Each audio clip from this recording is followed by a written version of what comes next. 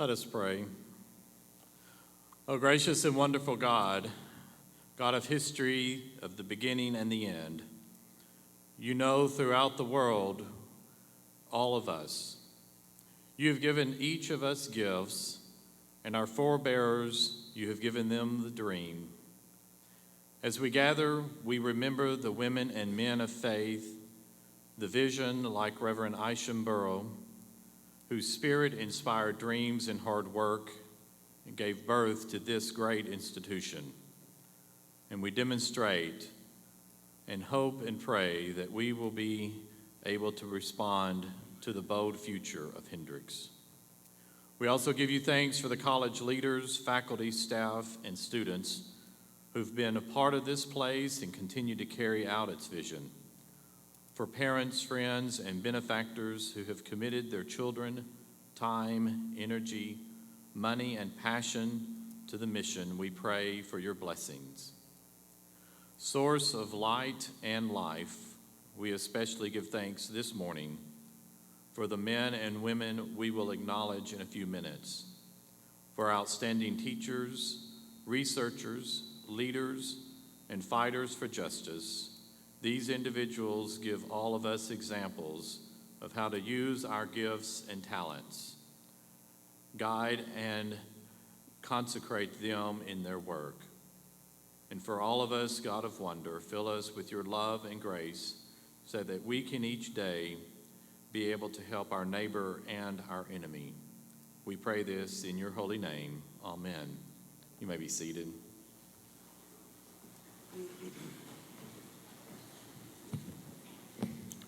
Good morning. Welcome to the Hendrix campus today. We've come together to celebrate the achievements of Hendrix alumni and to honor our heritage. From our founding 135 years ago to the present, Hendrix has been dedicated to academic excellence. Today, we honor the visionary leadership and deep commitment of our founders. We honor their sacrifice and struggle through the difficult early years, and we thank them for making excellence in the liberal arts the foundation of this institution. As we began as Central Institute in Altus, Arkansas, that was our first name. We held our first classes on October the 30th, 1876.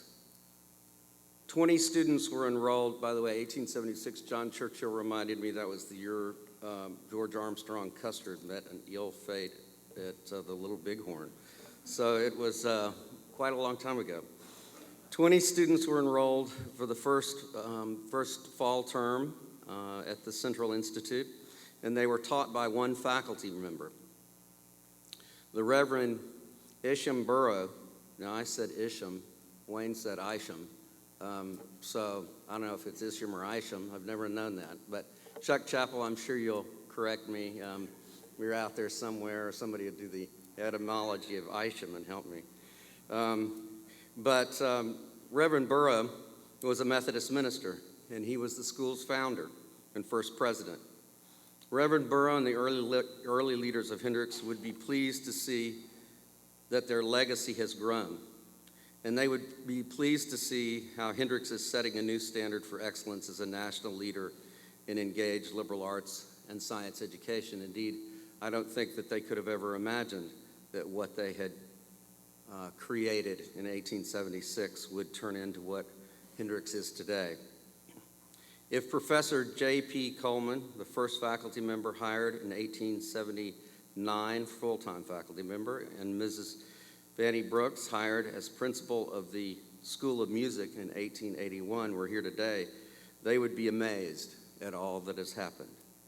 Imagine what Captain W.W. Martin, for whom Martin Hall is named, and it was opened in 1919, imagine what he would think of the village apartments, or what Georgia Hewlin, the college's dietitian from 1917 to 1955, would think of today's new dining facility with the eating stations, serving stations and such. The early founders were dedicated to building an institution with a reputation for excellence, and they were committed to continual improvement and innovation, and that's what we share with them. We have come a long way from those early days, and certainly from that night in 1909, when fire destroyed the building that was Hendrix's first home in Altus. As the building crumbled to the ground, what we now call the Altus Belk came crashing down, and Isham Burrow turned to his grandson with tears in his eyes and said, "My life's work has been in vain." We are here today to say, no, Reverend Burrow, you were wrong about that. Your life work endures. Your commitment to excellence and innovation endures 135 years later. Hendrix continues to excel and innovate. In fact, Hendrix was just for the third consecutive year listed by U.S. News and World Report as the most innovative liberal arts college in America. We were recognized for innovative changes in the areas of academics, faculty development, student life, campus development, and campus facilities. We are proud of what we have accomplished, but we know that our progress is made possible by those who came before. We are indeed standing on the shoulders of giants, and we know that the true measure of our success as a college is reflected in the lives of our students and our alumni. So today, we honor our founders by bestowing Odyssey Medals on 7 outstanding individuals who, by virtue of their lives and their accomplishments, illustrate not just the value of the liberal arts, but the value of a Hendrix education, the impact of a well-lived life on the world. Today's honorees have truly made a difference in the world. They have built upon their Hendrix experience and applied it in their daily lives. This year's medalists have linked critical thought in action, and they have made the world a better place. They have entertained us in film, television, and theater, advocated for global peace and national security, produced national outdoor sporting programs, advanced quantum data theory, faced danger to protect others as a field agent and leader for the FBI, served the state as chief public health officer, and led the fight against childhood obesity, and exemplified the best practices in university advancement. We present today's medalists as exemplars of the achievement and personal growth that engaged liberal arts education makes possible. We look forward to hearing more about our honorees in a few moments. At this time, I'm pleased to introduce the Hendrix College Choir under the direction of Dr. Nancy Fleming.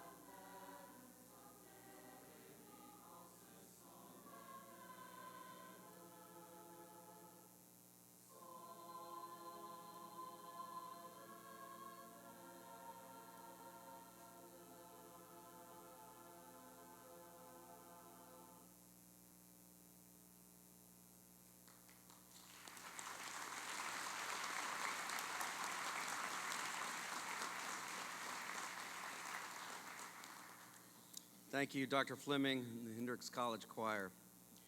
Your Hendrix Odyssey, engaging in active learning, is the natural evolution of this college's longstanding commitment to experiential learning in the liberal arts. Nothing illustrates this point more clearly than the journey of the 7 Hendrix graduates we recognize today. Today we honor the accomplishments of Hendrix alumni who have been recognized by the Board of Trustees and who exemplify the ideals of Hendrix and the Odyssey program.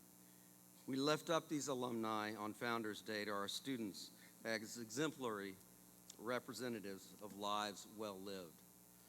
7 Hendrix students who have completed Odyssey projects in the areas for which medals are being awarded today have been asked to introduce our honorees. Provost Ensminger, will you introduce each student presenter? I would also like to welcome Elizabeth Small, who will be assisting today. She's a 1981 graduate of Hendrix, president and CEO of PDC Companies in Little Rock. She's married to Hendrix alumnus Tom Small, and she's the mother of Carrie Small Koss, a 2008 Hendrix graduate, so she's got a lot of Hendrix in her blood. And Elizabeth, thank you for serving on the Board of Trustees, for your leadership in so many ways, and for being so involved with Hendrix over the years. And she was telling me as we were coming in that she knows almost all of the recipients today, so it's apropos that you're the person hanging the medals around their necks. So, Bob, will you come forward?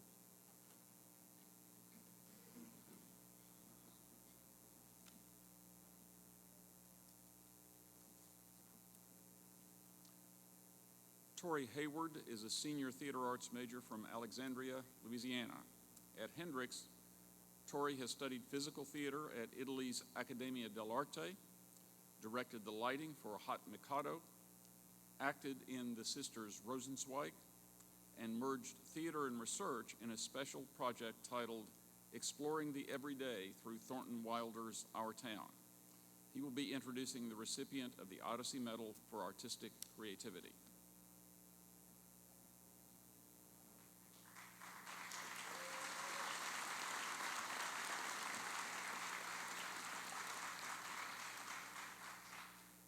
"23 years before there was ever a Team Jacob or Team Edward, our Artistic Creativity Odyssey Medal recipient, Bill Ragsdale, starred as Charlie Brewster in the 1984 film Fright Night. This film is still spoken about at horror conferences and in blogs around the country. However, this is just one facet of Ragsdale's career as an artist. Before finding his way in front of the camera, he began to craft his work as an artist just a few feet from here in Cabe Theater, a space that has continued to give students a place to develop an artistic voice while pursuing an academic interest at Hendrix. From this stage, I have had the opportunity to portray characters years younger, and years older than I am. Characters written 30 years ago and characters written over 200 years ago. Characters madly in love and characters madly confused. However, despite the age or the inception of these characters, what remains constant is the power of art to capture these universal themes of life. Being able to share these experiences with my classmates and the Hendrix community as a whole has an invaluable impact on me as a student and as a citizen of this community, and most importantly, as an artist. It has begun to help me shape an artistic voice that will provide a means for me to communicate with society after leaving Hendrix. Former classmate of Ragsdale's, Ann Muse, says that everyone just knew, even then, when answering if Bill's success was a surprise. She says that seeing Bill on stage in Cabe and around campus, there was just something about the way he carried himself that everyone knew, although he didn't at the time, that he could have a very successful career as an actor. After leaving the Cabe stage in 1983, Ragsdale continued to put into practice the liberal arts ideas instilled in him at Hendrix, successfully working in TV, theater, and film. He has worked alongside artists as diverse as Ellen DeGeneres and Stephen Sondheim. This effortless shifting between mediums is exciting to someone who looks forward to having a successful career as an artist. As you can see, it is not only my growing appreciation of werewolves and vampires that excites me about Bill's success, but his eagerness to seize opportunities, coupled with his seemingly easy transitioning through work as an artist within the film, TV, and theater industries. A glass blower, an opera singer, an actress, a wood sculptor, a documentarian, and a songwriter are all on the list of past recipients of the Artistic Creativity Odyssey Medal. Today we add to the list a cult horror film star. President Cloyd, I present to you Mr. Bill Ragsdale to receive the Odyssey Medal for Artistic Creativity.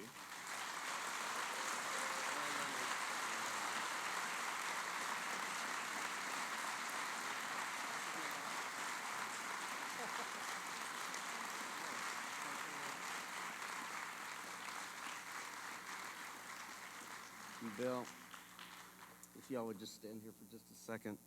In recognition of a professional and personal life well lived, the Hendrix Board of Trustees and Hendrix College were honored to present Bill Ragsdale with the 2011-12 Odyssey Medal for Artistic Creativity, and to hold him up to our students, our alumni, and the community at large as a testament to the value of engaged liberal arts and science education at Hendrix. Thank you, Bill, for what you've done.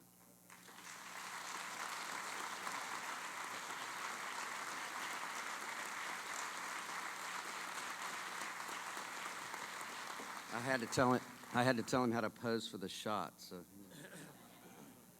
always open to direction. It's made me what I am.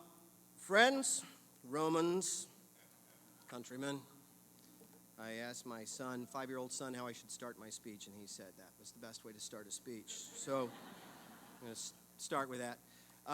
Thank you very much for this honor. I am very, very grateful, humbled to be up here with this group, and moved. Thank you so much for considering me worthy to receive this award.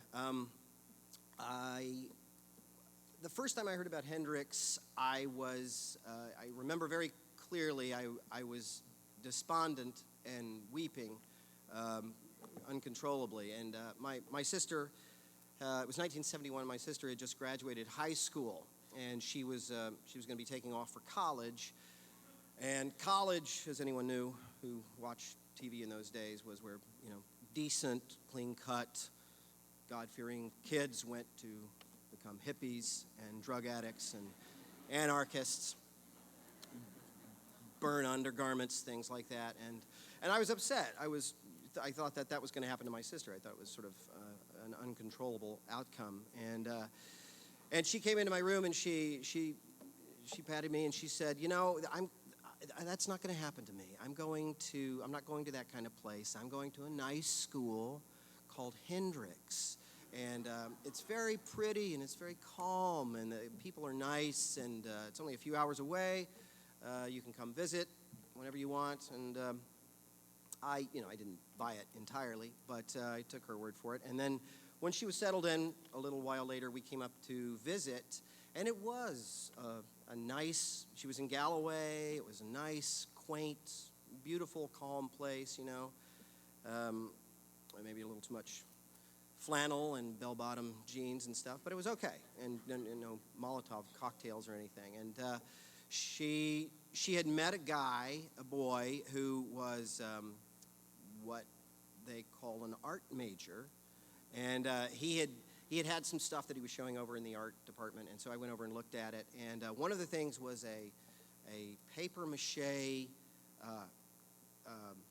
cadaver in a coffin, and a black coffin standing up, and I looked at it, and I thought, this Hendrix, it might not be all bad. It might be a cool place. And my second sister came here also after my first, and they both were in the choir. They went to Eastern Europe, to Romania, and they brought me back as a present, a stone from the real Dracula's castle, and it's something you might be able to appreciate.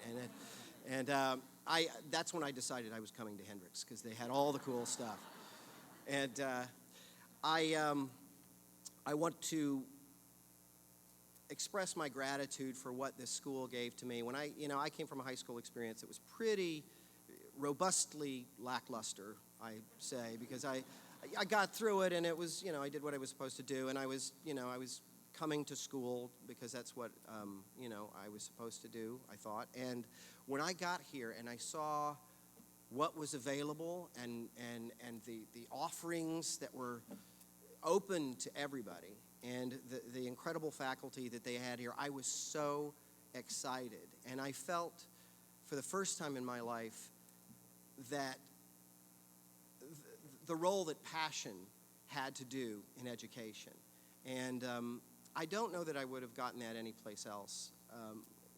It's hard to imagine. I've met people who've gone to other schools and been on tracks, and they know what they know, but they don't really, there's not a lot in the periphery for them. And I spent pretty much 4 years in the periphery here, just sort of taking all kinds of things. I looked at my transcript. I took like economics and philosophy, French, biology, just things that were and theater arts, by the way, but things that were sort of outside of my natural domain. And I am a better person because of it. I feel, as time goes on, more and more grateful that this place gave me a chance and encouraged it, fostered and allowed me to do it, and gave me a place to do it and encouraged it.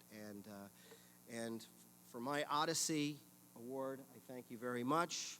I've never fought a Cyclops, but I have worked for Disney, and that's and the diversity that I learned here has helped me through events like that.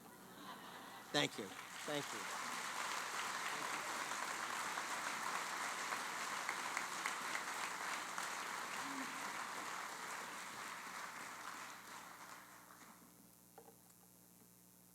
Rob Lord is a senior from Harrison, Arkansas. He's an international relations major and a philosophy minor. In 2010, he completed an Odyssey project in Rwanda titled The Post-Ethnic Development Frame in Rwanda, the Politics of Land Reform, and also interned with the Rwanda Development Board, a government superministry. He has participated in Hendrix's award-winning Model UN delegation for 2 years, interned at the Clinton Foundation, and in spring 2011 founded the Westphalian Society, Hendrix's international relations student organization. Rob is introducing the Odyssey Medal recipient for global awareness.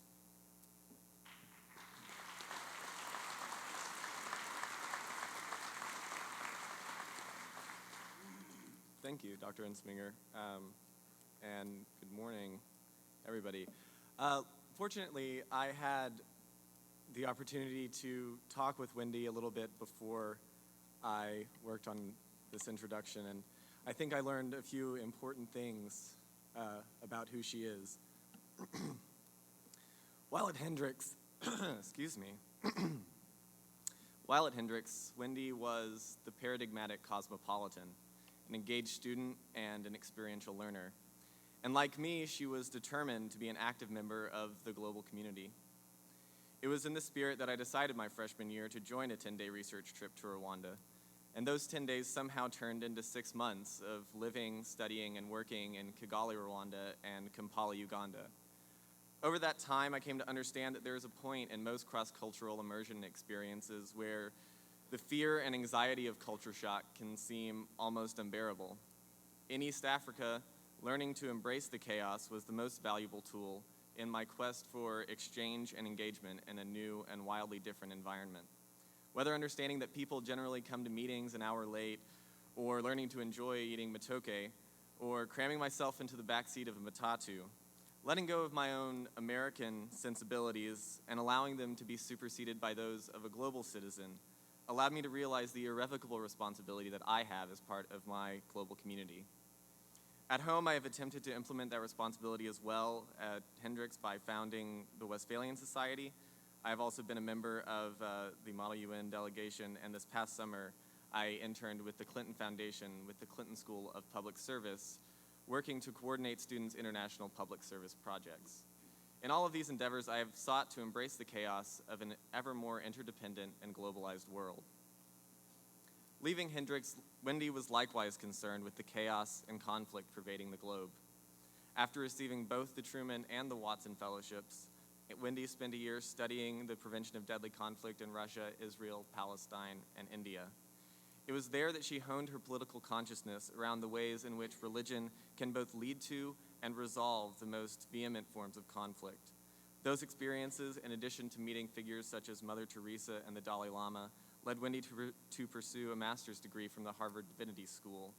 There, she continued her investigation into the nexus of religion and conflict in various capacities until the tragic events of September 11, 2001, which turned her attention away from the work she was doing abroad, visiting literally every war zone on the planet, to refocus her talents on her own country.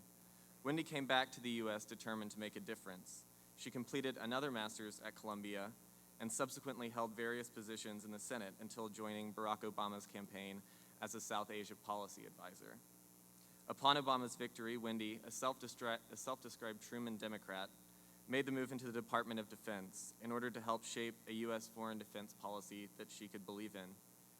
And despite the difficulties of discovering some sort of linear rationality to all of this, and the realization that straight lines don't really exist anyway, hindsight begets an erudite understanding of the ways in which we've both embraced the chaos, confronted the most poignant forms of conflict, and in the end, learned something important about the nature of justice. President Cloyd, I present Wendy Anderson for the Odyssey Medal in Global Awareness.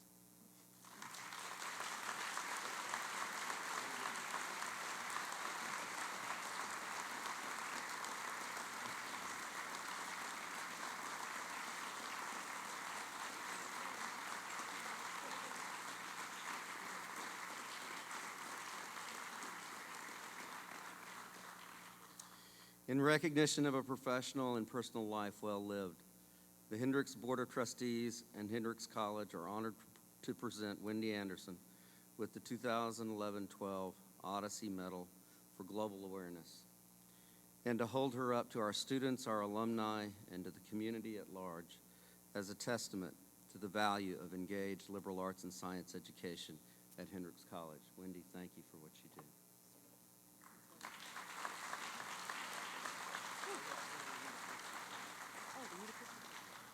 Almost forgot the picture.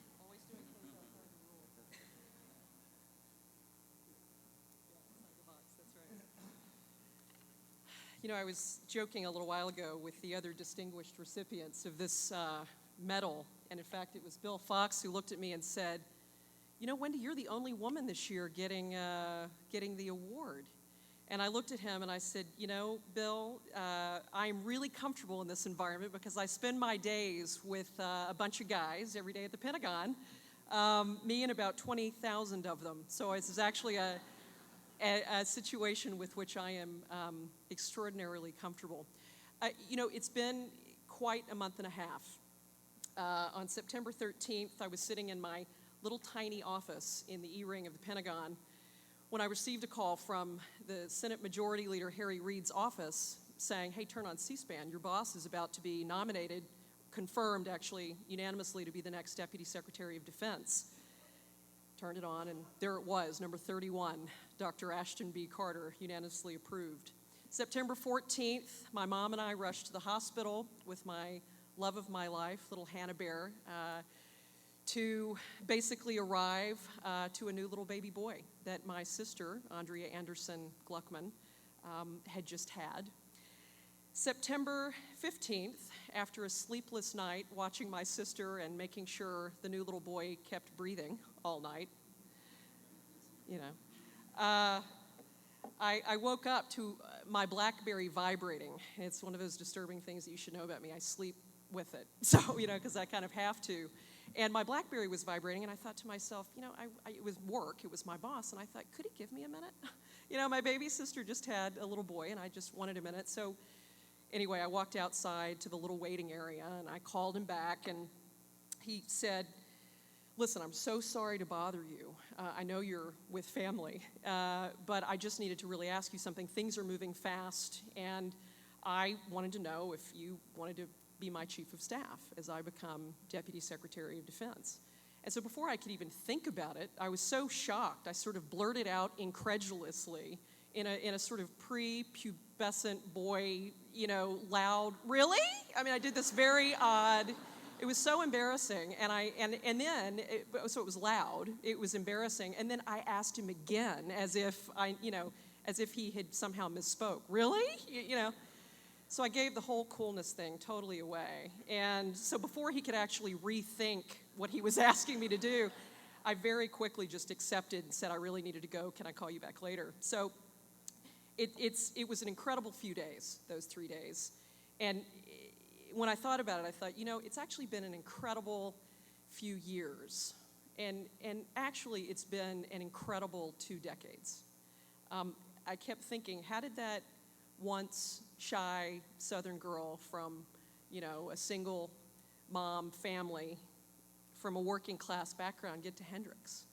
How did she end up traveling to so many different countries and over a period of 20 years? How did she get into that Ivy League school? Like, wasn't she the one mistake? How did that lead to the Senate? And how, at 40, did she suddenly find herself in a position where she is the number 1 to the number 2 at the Department of Defense, holds a position that's equivalent to a 3-star general or admiral, participates in daily meetings with Secretary of Defense Leon Panetta, and has an uncomfortably big office that looks right out onto the Washington Monument, the Capitol, and Arlington National Cemetery. So even though she may appear calm, she's freaking out on the inside, okay? She still feels like she never really deserves what she gets, like she's the mistake, like she's always the outsider. So how did I get here? It's a question I've contemplated a lot as I have thought about what I would say to you all today, as really just a very humbled, grateful recipient of the Odyssey Medal. And I should note at this time I'm doubly honored because my little baby sister, who's 37, received this award last year. And she's really so much more deserving of it than I feel like I am. And for her work in the Middle East and her work in Africa and her work on issues of justice, I'm really proud of her for that. And I guess the one thing that I really want to say is neither my new position in the Pentagon nor anything really that led to it, nor this award today, none of this is really about me, nor do I want it to be. It's about the many, many people, some intimate, some friends, some strangers, who have helped me at every single point along the way. How I got here is about my family and how I grew up, what I experienced during my childhood. How I got here really starts with 3 of the most important people in my life, 2 of whom are here today. My mom, the single parent who raised me and my sister until we were teenagers. And I really want to say, I owe every single success in my life, or every achievement, to the groundedness and the attentiveness and the love that she provided. Sort of struggling to make ends meet, she'd take me and my sister to work in a pretty rough neighborhood. And, we'd have to drive through this neighborhood sort of back and forth. And she'd say, there are good people like us there just sort of struggling to make ends meet. She always humanized every environment in which we found ourselves. And she really taught me to look underneath the deeper realities of people's lives. And because of her, I've really learned how to create a home anywhere in the world, which is what I've spent a lot of the last 20 years doing. She's why I feel at home in the world. My sister, my soulmate, whose life really I'm more proud of than my own, whose presence in the world makes me breathe easier. We grew up taking care of each other.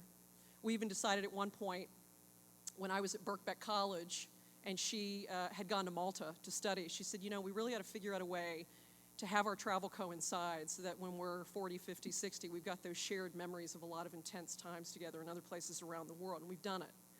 Middle East expert, she's fluent in Arabic. She's now a full-time super mom and is really focused on putting all of that energy that she put to so many great things now into educating the next generation of our family. My dad, who has always been more devoted to his 2 girls, really, than to anything else in his life, who taught us always to reach beyond our comfort zones, who used his education to teach prisoners literacy and basic life skills, and later ended up at a courier company, Tedx, where we got to travel at reduced cost. So it was a way that we got to, visit really cool places around the United States. And I would say that during sort of that early formative period, an ethic of attention and of responsibility and accountability to the other took root. Growing up really without resources and experiencing some of the shame that often can attend that lack or perceived lack, I really identified with others in similar circumstances. And it really turns out that sort of early identification has really fueled my desire to understand why and when and how conflict between people or nations emerge. It's really unbeknownst to me at the time what originated in the little micro context of my family ended up evolving into a really complex set of global commitments that have only intensified over time. So how I got here is not only about them, but how I got here is Hendrix College. Although the emotional infrastructure had sort of been built, it was here that my life path was formed. Ian King, Jay McDaniel, Stella Chopik, not only their courses, not only the ways in which they challenged me on subject matter or on various analytical approaches to that subject matter, but they asked about me. They really wanted to know the whole person. And I really, through a lot of conversations with them and many others, I sort of tried to explore my own mind and my own heart much more fully. What motivated me and why. Spent a lot of time asking who or what made something so, understanding what power had to do with that. Asked what basically knowledge is defined to be and who defines what it is and who's left out in that defining. Epistemological kinds of questions, ones I didn't really realize I'd been sort of addressing my whole life, but I didn't know how to think about. So over time, a sort of intellectual reticence led to a boldness, and I started kind of picking things up by their roots, and I wanted to get at the source of things, penetrate origins. So one of the ways that I tested that was to travel. And in addition to the Belk College semester, I thought, I don't know, maybe I'll just apply for a couple fellowships my senior year, and law of averages, maybe one will work out. And I got the Watson. So how I got here was the Watson. And without Hendrix, the Watson would have never been. And I have to say that my professional life really for the last 20 years can be traced directly back to the Watson Fellowship.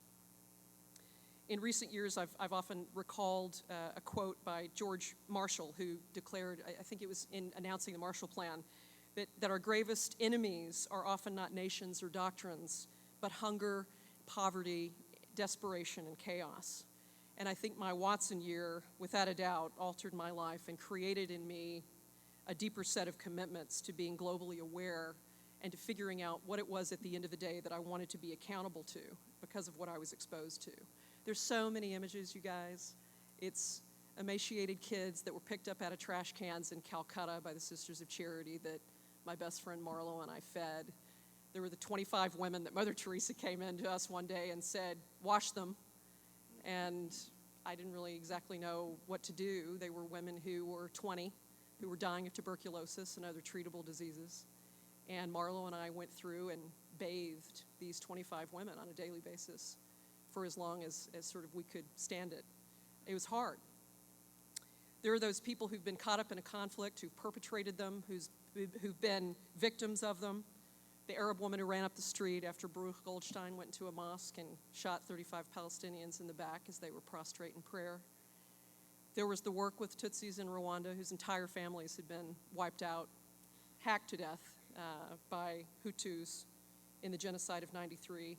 And just really the innumerable, nameless others who lived and live humiliated because of religious or ethnic or racial persecution or colonialism all over the world, in Northern Ireland and Cyprus and Pakistan and India and Armenia, Azerbaijan.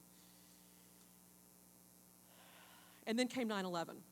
And having spent really the first 11 years or so of my professional life working in developing countries, September 11th, and I know this sounds like a cliche now, but it really turned me to my own country. I just wanted to figure out a way to make things better, even if it was an illusion, and I didn't know if it was or not.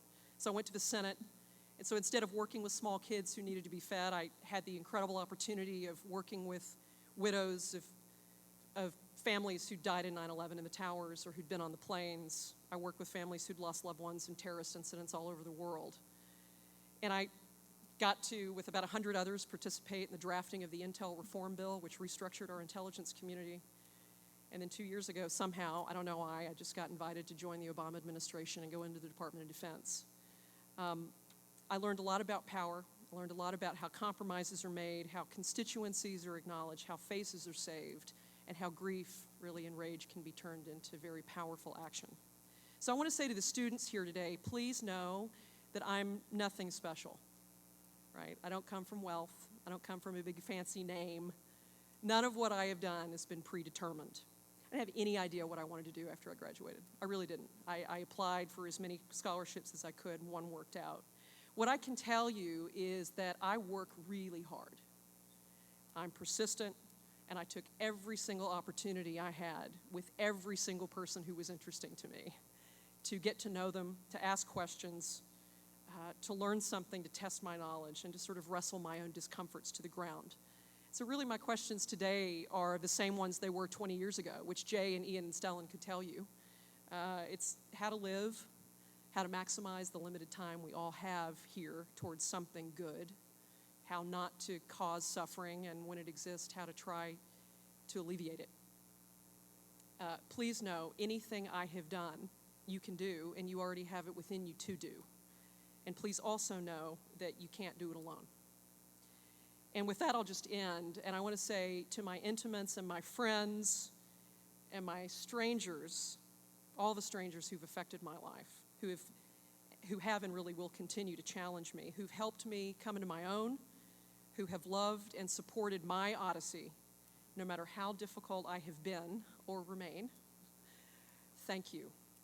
You have helped me achieve the awares, steal the courage, breathe that big breath required of asking difficult questions. You've helped me take the long view. You've helped me stay clear. You've reminded me to breathe. You've helped me, no matter how hard things have been, to expect the next day. You've reminded me that at the end of that next day, it's not about me. So to those of you who have helped me understand this and more, this award today is for you.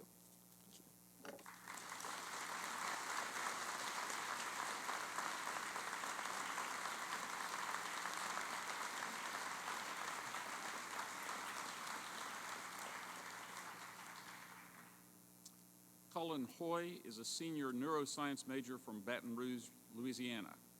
His Hendrix Odyssey includes organizing Tedx Hendrix College 2011, a localized version of TED, that is an acronym for Technology, Entertainment, and Design, a nonprofit organization devoted to, quote, ideas worth spreading.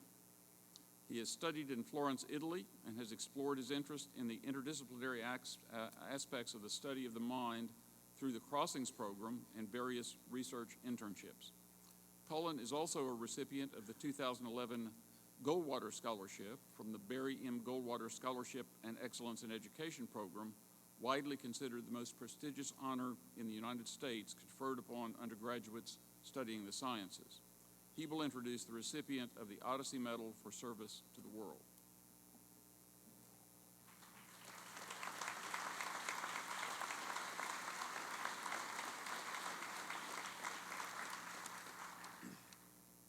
Thank you, Dr. Insminger, and good morning. I've always associated the Odyssey program with a journey of truly epic proportions, and indeed, as a senior this year, I look back on my own Odyssey, and I realize that some of the best experiences of my life have been made possible by Hendrix initiatives like the Odyssey program. These experiences, though, they're more than just memorable. They've catalyzed my professional, intellectual, and personal growth. For example, as Dr. Insminger mentioned, last year, I participated in a new program called Crossings that's designed to highlight the connections between disciplines. And my interactions in this study of the mind crossing gave me a more holistic perspective on the interdisciplinary nature of my neuroscience major through small group discussions with psychology and philosophy professors, as well as guest speakers.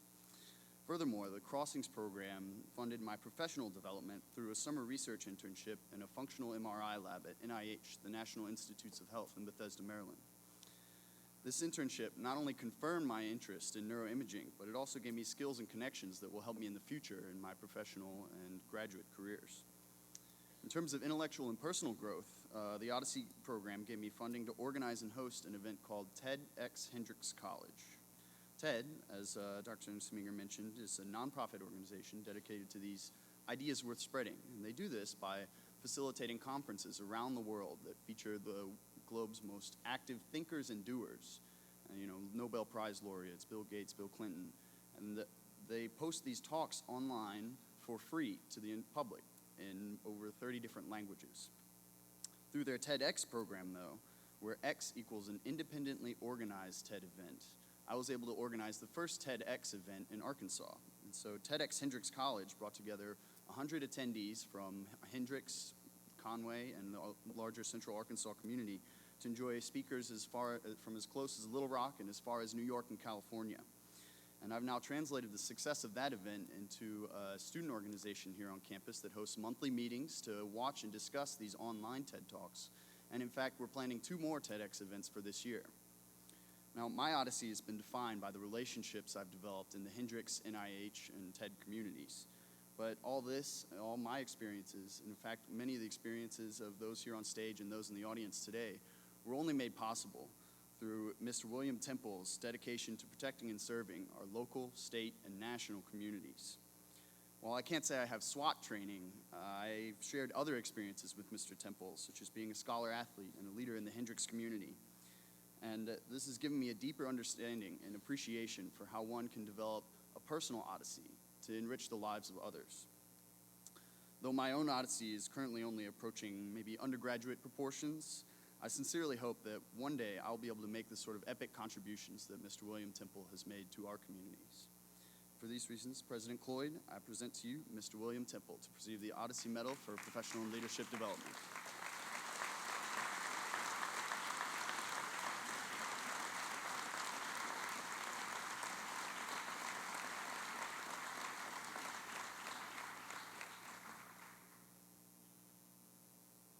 In recognition of a professional and personal life well lived, the Hendrix Board of Trustees and Hendrix College are honored to present William Temple with the 2011-12 Odyssey Medal for service to the world and to hold him up to our students, our alumni, and the community at large as a testament to the value of engaged liberal arts and science education at Hendrix College. Bill.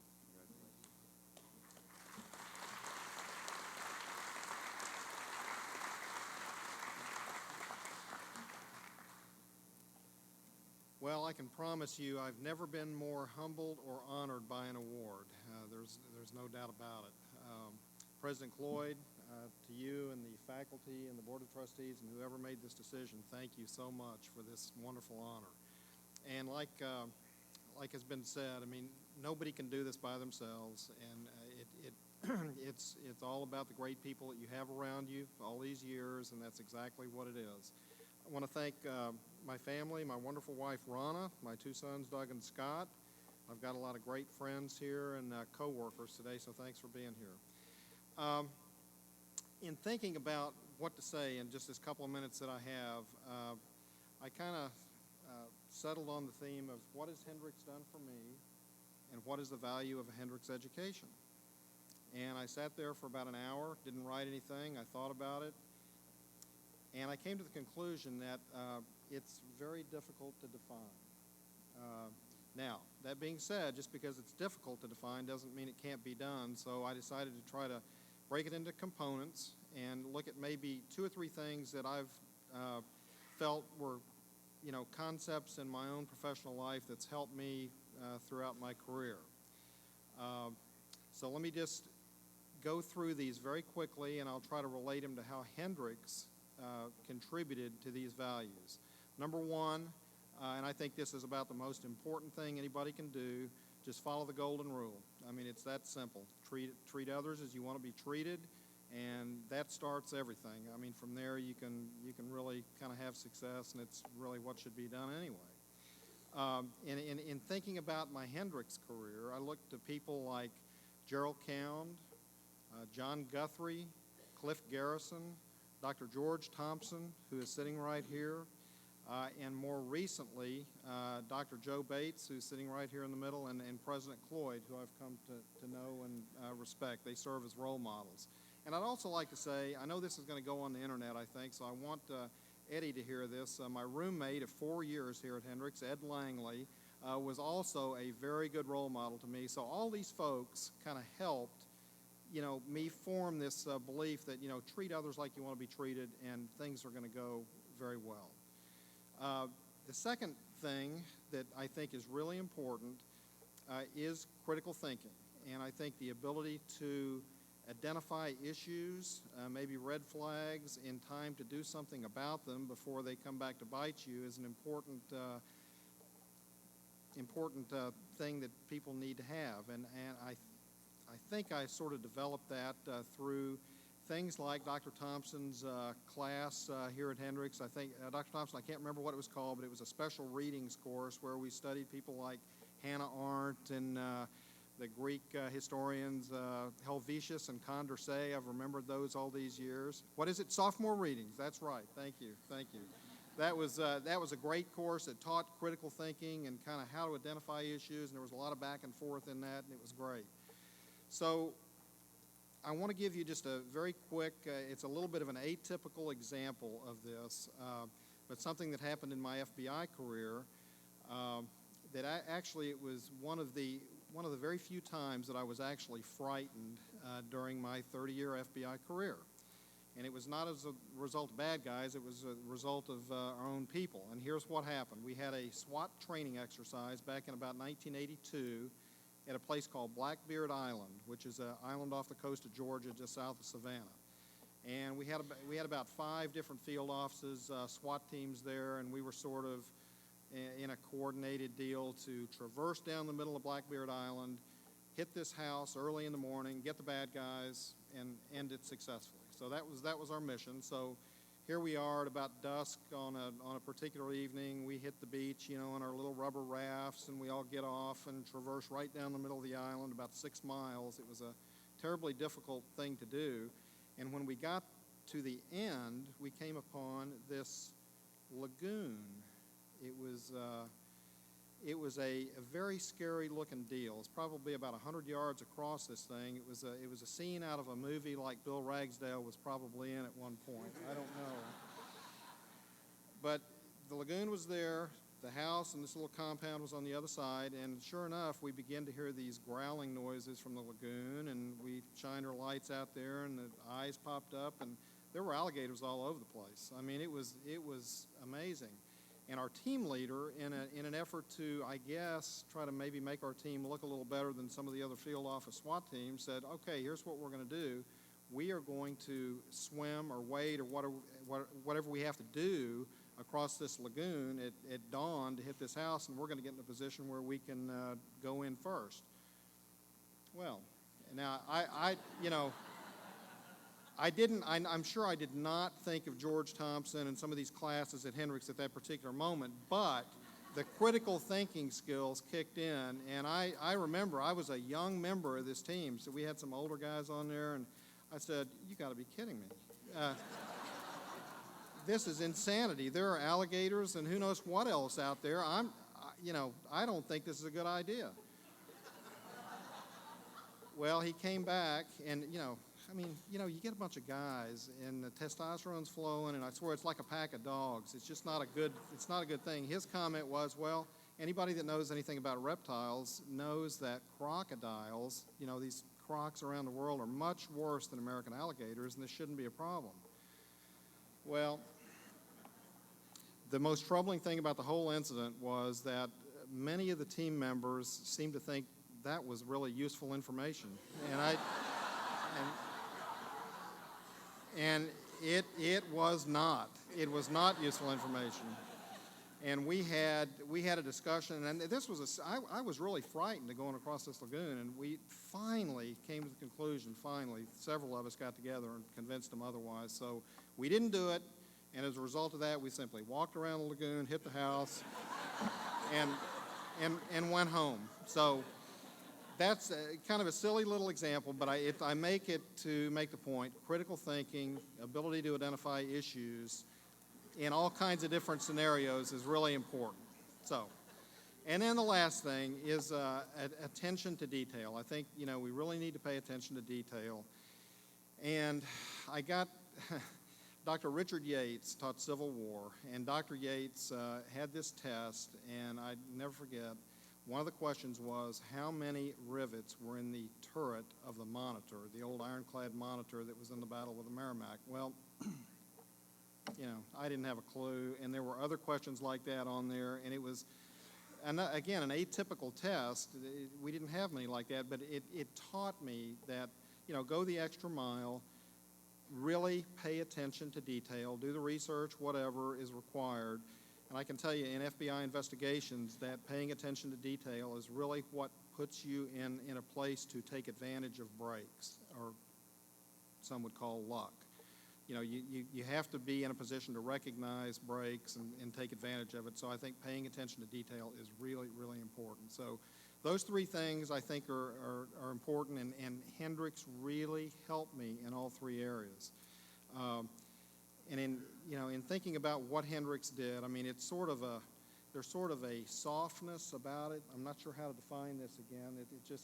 It kind of takes the hard edges off, and it makes you realize, everything is not black and white. There are shades of gray in the world, and in order to kind of get around all that, I think an education like you get at Hendrix is really critical in that. So it helped me immensely, and I'm deeply appreciative of the opportunity to have gone here, and certainly this award is something I never expected, and it's just a tremendous honor. So thank you very much.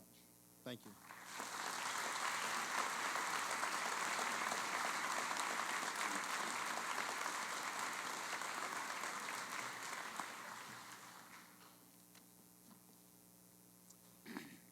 Hannah McWilliams is a junior physics major from Russellville, Arkansas. Hannah's Odyssey includes 2 summers of research in the theoretical physics lab on the topic of magnetic field dependence on neutrino-induced pair creation production rates. Hannah is introducing the recipient of the Odyssey Medal for research.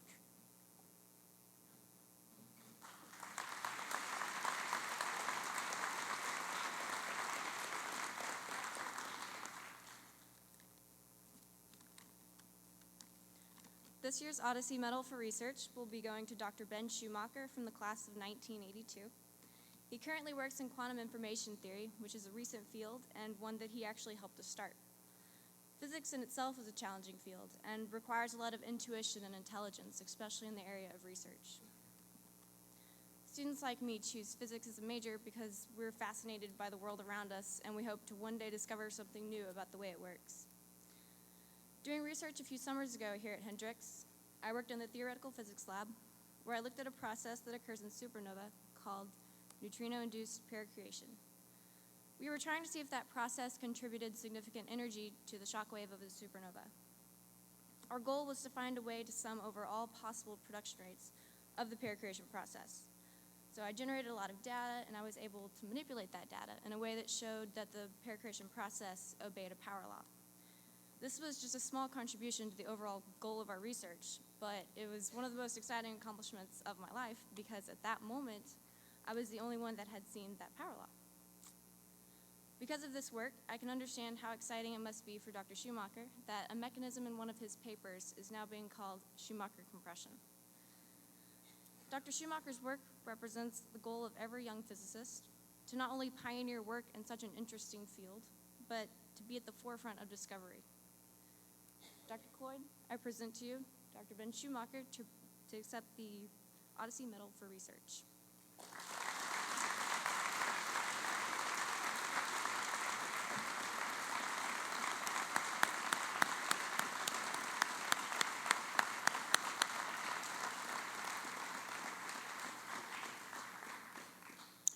In recognition of a professional and personal life well lived, the Hendrix Board of Trustees and Hendrix College are honored to present Ben Schumacher with the 2011-12 Odyssey Medal for Research, and to hold him up to our students, our alumni, and the community at large as a testament to the value of engaged liberal arts and science education at Hendrix College. Congratulations.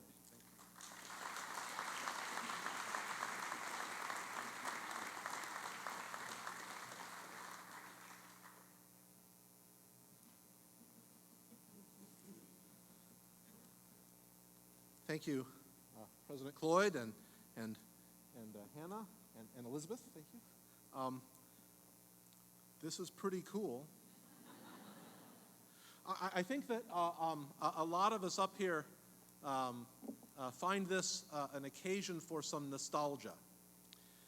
It's been about 30 years since I was last on stage with Bill Ragsdale. It might have been when he was my dad. It might have been when we were two old guys playing chess. It might have been when I was murdered and he was a prime suspect. But in any case, it's a real pleasure and honor to be in the same show again. But I think most of all, this is an occasion for a lot of gratitude. For the award, of course, but also more for something else. You see, anybody who is successful at all is that way because of other people. The success I've had is in large part due to some remarkable people that I deeply admire, who invested time and attention and encouragement and engagement on me. And that started right here. It started with Richard Raleigh and Bob Esslinger and John Merrill. They taught me, they encouraged me, they sometimes tricked me into thinking a little beyond the textbook, to look a little over the horizon, to work on problems because you cared about the problem, not just because it was due on Friday. In short, they taught me to do research.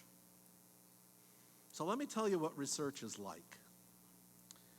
Most of the time, there's something terribly important that you do not understand at all. And you have some ideas about it. Most of them are wrong. And you are in this state sometimes for a terribly long time, sometimes months, sometimes years. And some people decide they don't like this. And so they cope with it in various ways. They pretend to understand things better than they really do. They kid themselves a bit. Or they hang on to their own ideas about things even after it's clear that those ideas aren't working out quite right. Or they just get discouraged. They find something else to do and they go on with their lives. And I don't think you should do those things. I think Richard would not be happy if you did those things. I think you should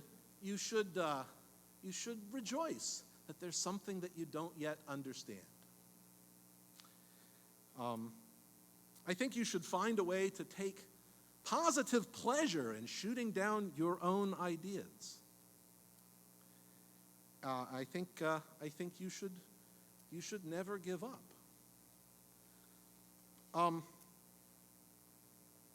Now, most of all, though, I think you shouldn't be distressed or alarmed about this experience of not understanding anything and having your ideas be all wrong and being that way for a long time. You shouldn't be distressed. You shouldn't be alarmed.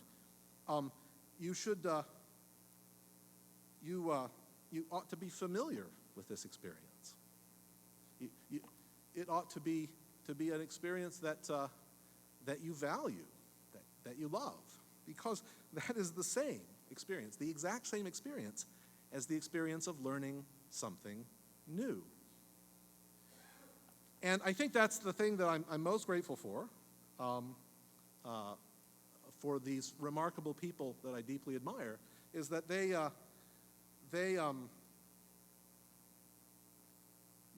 this is what I received from them. This is what Richard and Bob and John and the others communicated to me. And that's a piece of their own inextinguishable passion for finding stuff out, for learning new things, and for not being discouraged. And for that, I'm immensely grateful. And for this, thank you very much.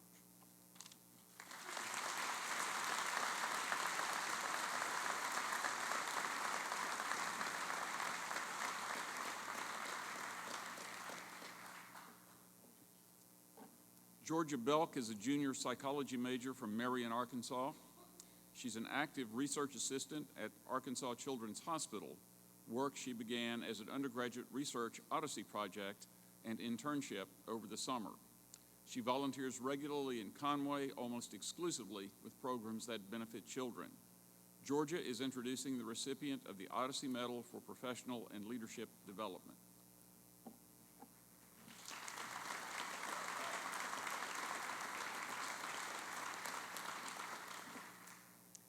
Dr. Thompson has an endless record of service.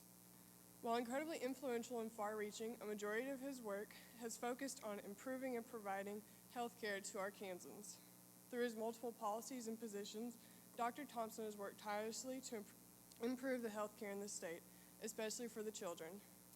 Practicing as a pediatrician, he has been able to see what needs to be done for the children. He has set up research activities that enable others to be involved in work that is similar to his. These are opportunities that allow beneficial and productive things that are scientific. Like Dr. Thompson, I care deeply about children, and I know how meaningful research can be. As a research assistant at Arkansas Children's Hospital, where coincidentally Dr. Thompson has practiced, I've come into contact with a great number of child populations. Although the basis of my research has been psychology, where Dr. Thompson's is in public health, I have no doubt that our research interests coincide. Both he and I want to see these children taken care of, whether that is through public policy, social interactions, or extending research. I have worked with children in Conway through volunteering in many ways. I have volunteered as a mentor, as a tutor, and by teaching classes. I've also done research, as I've discussed, through Arkansas Children's Hospital. In areas that don't involve research, however, I have tutored, as I've talked about, but I know that through these experiences, in ways maybe more so than through the research, I've seen the needs of the children in Central Arkansas. And this has definitely helped me understand the value of Dr. Thompson's accomplishments. As a psychology major, my future work is going to be different from Dr. Thompson's, but I know that, and I hope that it will not be less valuable. He's labored selflessly to improve the lives of Arkansans and others through his smart and ethical choices. Not only that, but he's continued to educate others by teaching in the School of Public Health and the School of Pediatrics at UAMS. And he's also published articles on healthcare. In doing so, he's ensured that he will not be the last of his kind, but will spur a growth of forward thinking. President Cloyd, I present to you Dr. Joseph Thompson to receive the Odyssey Medal for service to the world.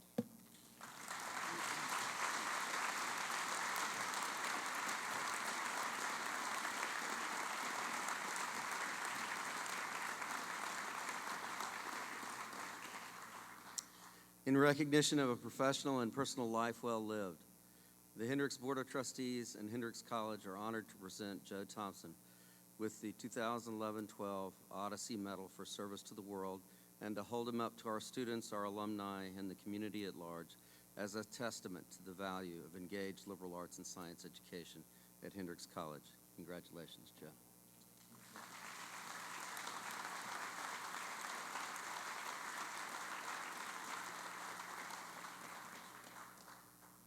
Thank you, Tim, and it's an honor to be here with the other members that are receiving medals today. I want to offer a perspective for those of us who are graduates, an assurance to those of you who are students, and a challenge to us all. I'd be remiss if I didn't share the honor today with my mom and dad, George and Sharon Thompson, for I am truly a Hendrix rugrat. I grew up one block north on Hunter Street. My brother and I played chase between the bulldozers that were digging out the basis for the library underground. When Conway Public Schools were closed for snow days, we infiltrated the gyms and tennis courts of Hendrix at will, not always legally, but at will. And so when it came to where was I going to go to school, my parents supported me looking other places. I looked at Rhodes, I looked at Vanderbilt, but this was the place that was the right place for me. And so I came here. I met good friends, Ron Pelton, Tom Bramhall. The three of us connected, and none of us had ever been to medical school. None of our family had ever been to medical school. And we went down this path together. And this place gave us the gift of a depth of knowledge to be able to be successful. We did have some challenges. John Stuckey's 7:30 chemistry class every morning, we did not always make. Art Johnson and Albert Raymond's anatomy and embryology courses, we did not always understand. Bruce Haggard's genetics course, either the textbook was wrong or I had fruit fly sex going on that was not supposed to be happening. We expanded our social efforts. I remember Bill and the chess experience over in Cave Theater with Ben. And there were other social experiences that will go undescribed today. And it gave me a breadth not only in other courses like Ralph Scott's economics course or Bob Merriweather's history course or my constitutional law course, that at the time I had no idea how I was going to use, but have been so invaluable on the path that has been laid out for me. I think that's, to come to the second place, an assurance for the students. You're in a unique place. This is a special place. The gifts of the bright minds that you're here with, the open dialogue that you're able to engage with, the connections with both future and past graduates that you can build upon. You should be assured that your future is bright, even if you don't know what it's going to be. I was going to be a doctor. I was going to be a surgeon. Then I was going to be a pediatrician. Then I was a flight doctor on the helicopter flying off a children's hospital. We went out after a child, actually not a child, a high school student who'd fallen out of the back of a pickup truck after playing a high school football game in western Arkansas. He had a head injury because he hit the pavement. And I said, you know, I can keep going out in a helicopter as a salvage operation, or we can go upstream and keep kids from being in the back of pickup trucks if they're on state highways to start with. So I took a different path, and that path has been incredibly enjoyable, not because of any unique contribution of mine, but because of the need there is and the opportunity to use the connections of not only graduates from this institution, but other institutions like this who share a value and a vision for what our communities, our state, our nation can be in the future. And I guess I want to come to the challenge. The challenge that we're facing is that the achievements of the 20th century, of the New Deal with Social Security for our elders, our banking system, the Great Society that gave health care for the first time to those over 65 or to the poor and disabled who couldn't work. Those institutions are challenged by a 21st century environment where technology is coming at us fast, our economic system is in a frail condition, and we need to use the gifts of the bright minds, the open dialogue, and the connections that emanate from this institutions to make sure that the future for our children, your grandchildren, are the future that you want and not the random future that we might end up with. President Hoiy, thank you for this honor, and I want to share the challenge with each and every one of you here. Thank you.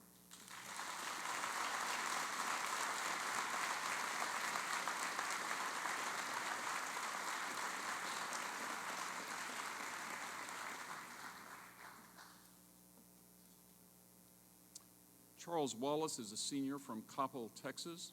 Charles is a theater arts and cinematography double major. Among his Odyssey projects is A Road Trip Story, a full-length feature film based on his travels last summer to Las Vegas, Nevada, and Los Angeles, California. Charles is introducing the recipient of the Odyssey Medal for special projects.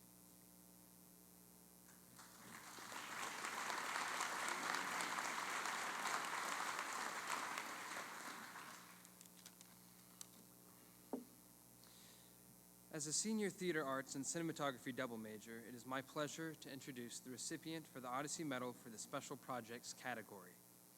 Mr. Sanders has accomplished a lot since his graduation in 1976, and hoping to follow in his footsteps, I want to become successful one day in the areas of television and film production and theater arts.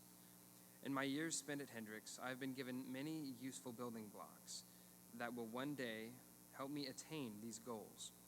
I've even been granted a sizable amount of money from the Odyssey program to write, produce, direct, and edit my own film from scratch. This film documents the lives of 4 students on a road trip to Los Angeles to rescue a friend in trouble, and the subject matter focuses on their experiences and adventures along the way. I used my combined experience, passion, and knowledge of the art of filmmaking to produce this film last summer, working in such locations as Dallas, Las Vegas, Los Angeles, the Grand Canyon, and even the geological site of Area 51 at Zion National Park. Ironically enough, roughly 90% of what was written into the script actually happened during the shoot on the road. Of course, I wrote the script in the mindset of trying to keep the story interesting by inciting the most horrible instances possible. So the trip itself, when we weren't filming, proved to be quite an eventful experience. Nonetheless, even after this experience, I hope to one day direct and produce my own films on a larger scale, and it is my dream to engage an audience through truth, spectacle, and humility by didactic or otherwise significant means. After meeting with Mr. Sanders, I know that he is a man of true passion and exemplary drive for the arts. He is an inspiration and a model of the well-rounded and experienced artist. President Cloyd, I present to you Tom Sanders to receive the Odyssey Medal for special projects.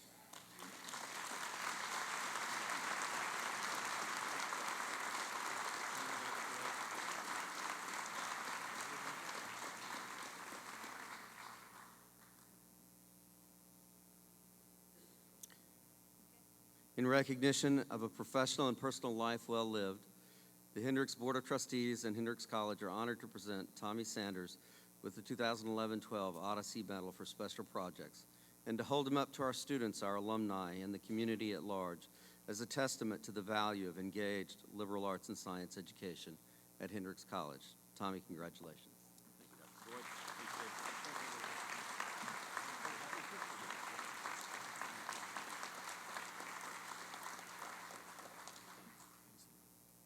Thank you all so much. Thanks all of you who turned up today. Appreciate it so much. I would not have thought that I was the kind of person who would be considered nominated for an award like this, and probably a few more people who feel that way about me. But still, I'm happy to be here. It's a great day, and so happy to be here on this stage because this is the place where so much of my Odyssey unwound through the course of my education here. I came to Hendrix because the boy who worked as a janitor at Talbot's department store in Magnolia touted me on Hendrix. When he left after his senior year, I got his job at the janitor's job. He came back at Thanksgiving, gave me 2 thumbs up, and it was a go.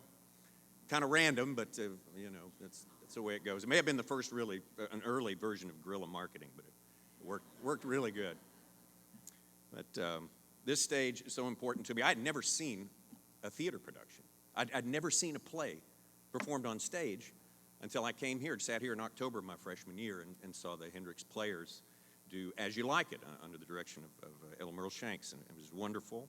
A little bit after that, I saw a group of recent graduates of Juilliard, kids who weren't much older than we were, perform The Three Sisters right here on this stage, and those actors went on to become the premier stage actors of our time. And that, too, was a great inspiration and a gift I received from being at Hendrix, an important start to my Odyssey.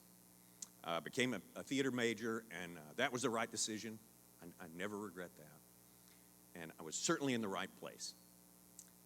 There's not time for me to thank all the professors who have made such a difference to me.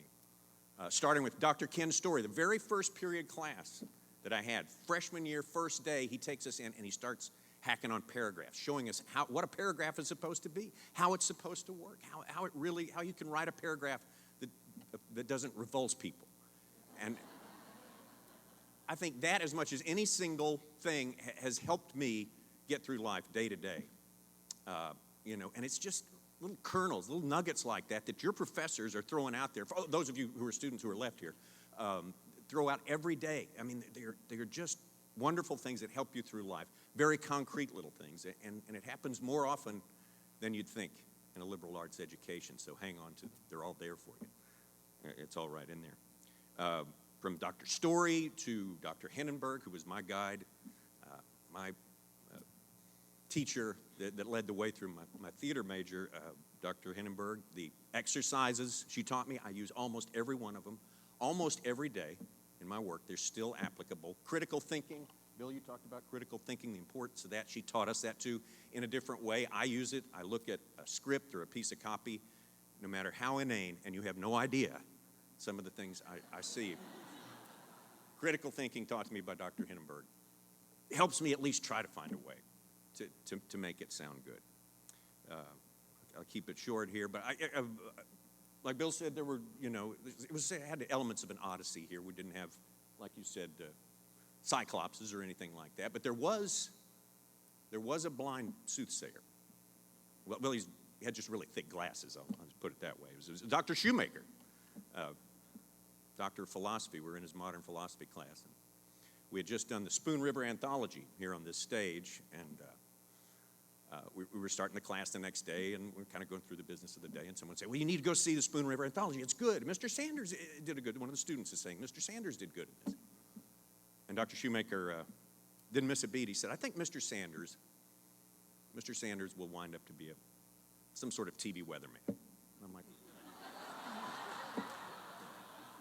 turns out he wasn't that far off. Pretty good soothsaying on balance there. But I guess the point is, you never know. You never know where your Odyssey is going to take you. I mean, Ben Schumacher, he did a lot of theater, winds up with this fantastic career in physics. All I'm doing is standing up here defying the laws of physics by decaying and gaining weight at the same time. That's the best I can do. Pulling it off, though. Isham or Isham? Did we ever settle that? No. Let's go. The Rev. Yeah, let's call him the Rev. Anyway, you never know where your Odyssey is going to take you. So stay on the boat. Hang on to what you're given here. Take it with you, and it will sustain you. Thank you.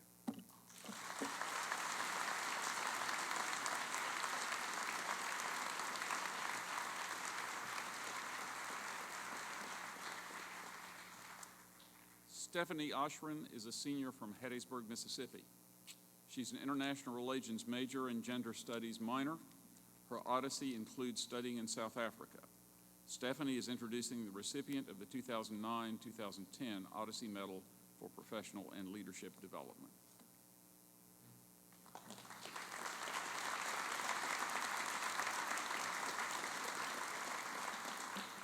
Thank you.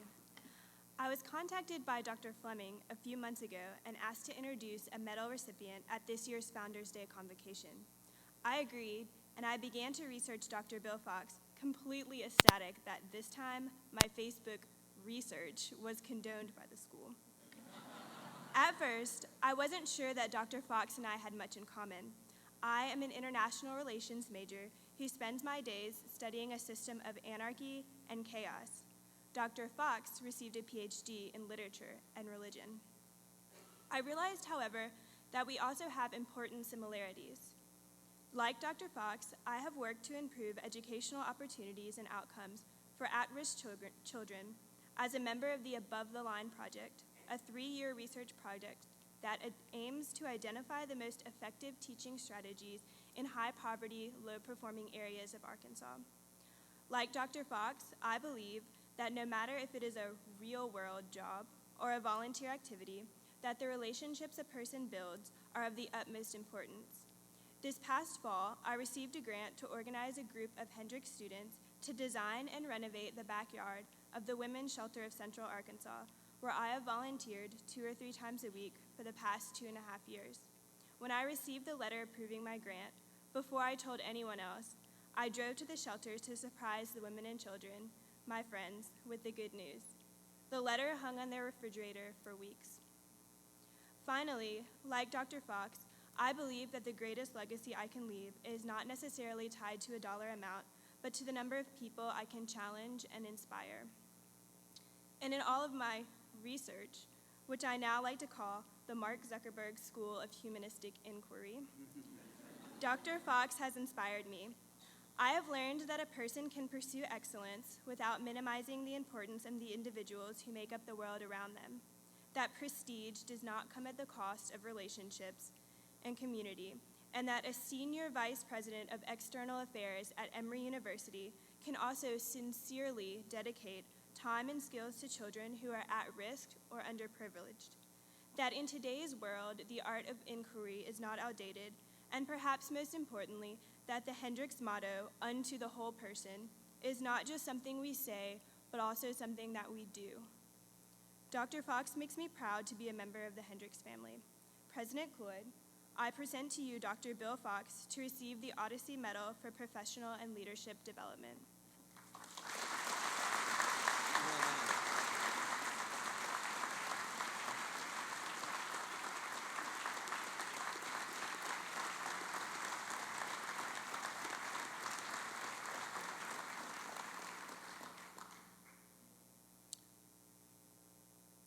In recognition of a professional and personal life well lived, the Hendrix Board of Trustees and Hendrix College are honored to present Bill Fox with the 2011-12 Odyssey, actually it's the 2009-10 Odyssey Medal for Professional and Leadership Development. We're glad you're finally here to receive it. And to hold him up to our students, our alumni, and the community at large as a testament to the value of engaged liberal arts and science education at Hendrix College. Bill, congratulations.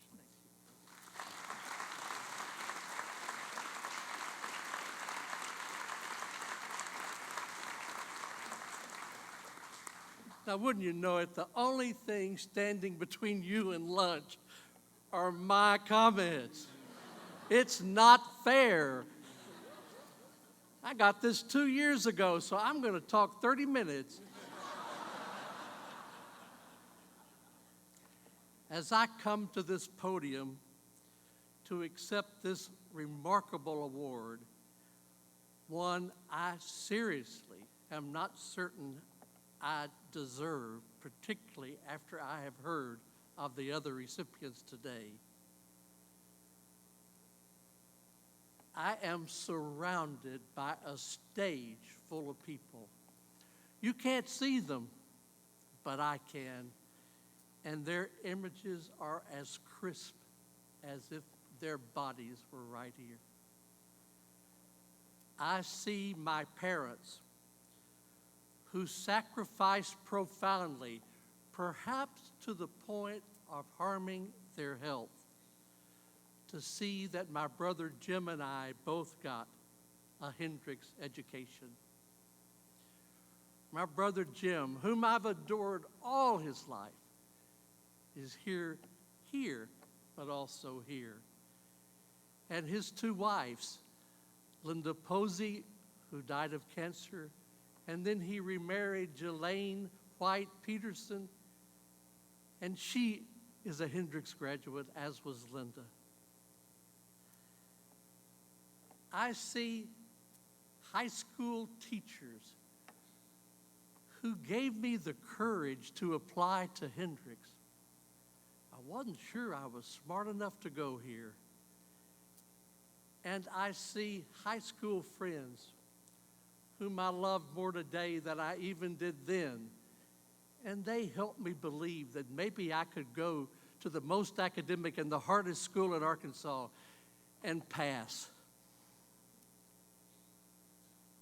I was perhaps the greenest freshman who ever entered these campus walls. You can't imagine how green. You students today have this wonderful Odyssey program, one of the most innovative, exciting programs of which I've heard in higher education.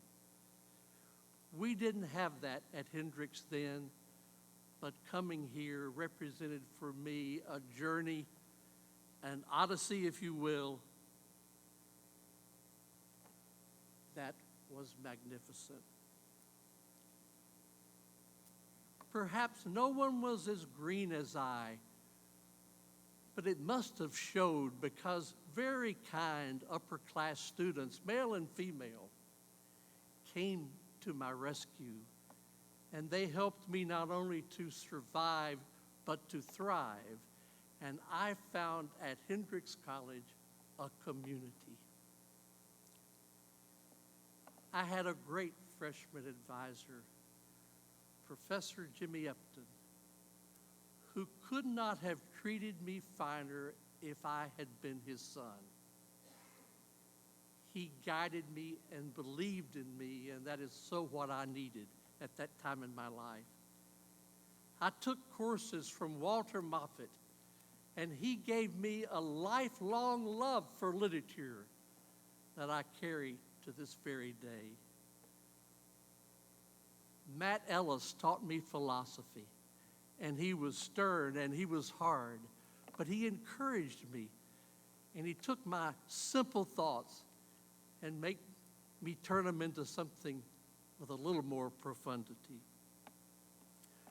But strangely, or perhaps curiously, the greatest mentors I had at Hendrix, I knew I would do that. The greatest mentors I had at Hendrix were two students, Tom Smith, whom I have lost to cancer, but he was so kind and thoughtful and took me to his beautiful home in Conway, where I was served for the first time in my life by a maid in a silver-laden table, and I watched Tom to see which utensils to use for which course. And then there was Fraser Kennedy. I met him the first week of my freshman year, and I thought he was the most sophisticated, the most elegant, the wittiest, the brightest, and the most engaging male I had ever met. And he still is. And lo and behold, for whatever strange reason, he liked me too. And over the 4 years, he taught me what a filet mignon was. He taught me what a shrimp cocktail was, how to dial a dial telephone, and then when it went blank, blank, blank, blank, blank, that it wasn't broken, but that was a busy signal. He and his mother got tickets for a group of us to go to Little Rock, to Robinson Auditorium, to see My Fair Lady of all things, and Annie Mame in the Diary of Anne Frank. He would tell tales about his trips to Little Rock and about his time in New York City and Europe. And I thought, there's a whole world out there to discover. There's a great line from a recent play, Sunset Boulevard, when an aging movie actress, Norma Desmond, sings about her early acting career. We taught the world how to dream. Fraser, you taught me how to dream, and I have spent a lifetime trying to fulfill your hope for me. Then friends came after my freshman year at Hendrix, and wonderful activities and great classes. And then many, many more friends. They're filling this whole stage. I don't know where they're all going to stand. Some of them maybe have to be behind the curtain. But then came the greatest relationship of all. The soulmate, the heart song, the most beautiful woman I had ever seen. My wife, Carol, who has been my guidepost and my anchor for 45 years and has had to put up with more than any human being should have to endure. And with her came her family and a brother and sister-in-law and a magnificent nephew and niece whom we call our own. But back to this award, and I will be just a moment. There are hundreds of students who came to Hendrix smarter than I and left smarter than I. There are thousands better looking than I. Hundreds more articulate than I. They belong up here, not me. But in accepting this award, I tried to think, how in the world did I get it? And I think if there is an explanation, if there is a plausible reason, it is because at Hendrix I found a passion for what higher education can do to the life of an individual. And it was a profound passion.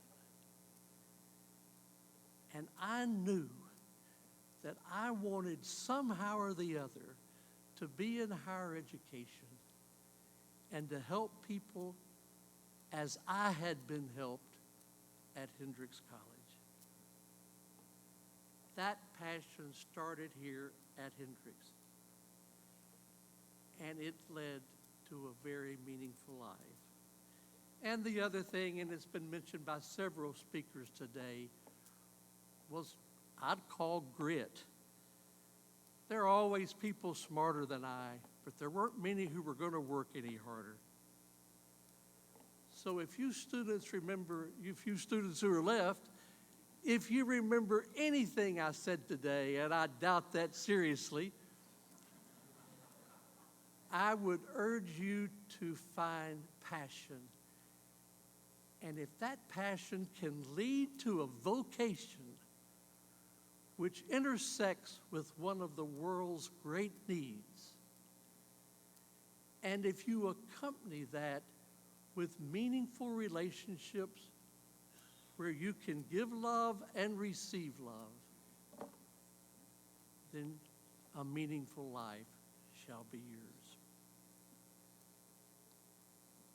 I accept this award with enormous humility, but a great love for Hendrix with all my heart, and for all of you here. I may not deserve this award, but you've made this old fat man very, very happy on this rainy but lovely October morning.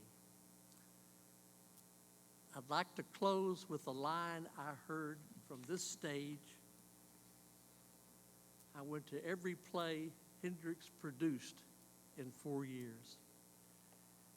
And a great young actress in our town said, "Oh world, you're too wonderful for anyone to realize you."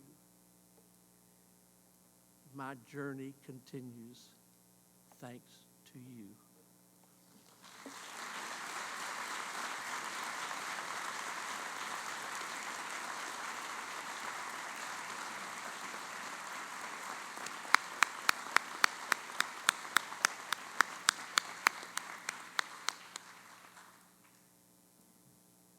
Congratulations to our newest Odyssey Medal recipients. What you have accomplished in your lives is an inspiration to all of us. We will continue to watch with great interest as your Odysseys continue and you make a difference in the world beyond this campus. Thank you all for being here today and for sharing this moment in the life of Hendrix. Will you please rise now for the singing of the Alma Mater and remain standing for the benediction.